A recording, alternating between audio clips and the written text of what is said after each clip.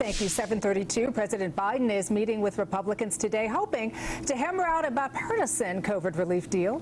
Yeah, the president has been adamant about passing a bill in order to send checks to millions of Americans, but some GOP senators want more compromise. 10 senators writing him a letter urging him to consider their counter-proposal. They want a $160 billion plan for vaccines, testing, and PPE. They also want stimulus checks, but they want them targeted instead of the president's plan to give $1,400 to most Americans. And joining us more to talk more about this is former State Senate President Mike Karadopoulos. Mike, good to see you. I hope you had a good weekend.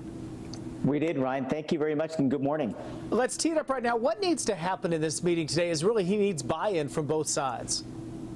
Yeah, this is something that Joe Biden talked a lot about in the campaign trails, his ability to work with Republicans across the aisle. As you know, he served in the United States Senate since 1972, and so he has a lot of experience there. And 10 Republican senators have asked him to sit down and try to work out a bipartisan proposal that would be a little bit less ambitious than the very big spending package he put forward, which is about $1.9 trillion. This will be about $600 billion, really focused on the idea of getting the vaccine out and helping those families most in need. Yeah, and it needs to happen sooner rather than later, but that is never quick in Washington. The president also has implemented far more executive orders than previous presidents, including Keystone Pipeline. What do you make of all these?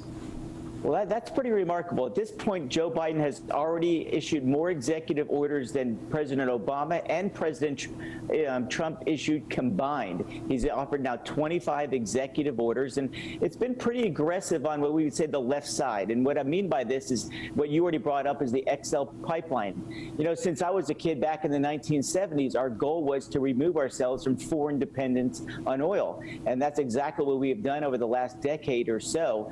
Now with these new programs, eliminating the XL pipeline, also forming these or joining the Paris Climate Accords, you really moved in a much different direction. And so we're going to hopefully see a little bit more move to the center. But at this point, Joe Biden's decided to kind of make his, let's say, partisan base happy with these moves, as well as siding with teachers in Chicago on the potential strike. These have been moves that moved to the left. But today he has a real opportunity to work with Republicans, especially in the most important issue we're all facing, which is COVID relief.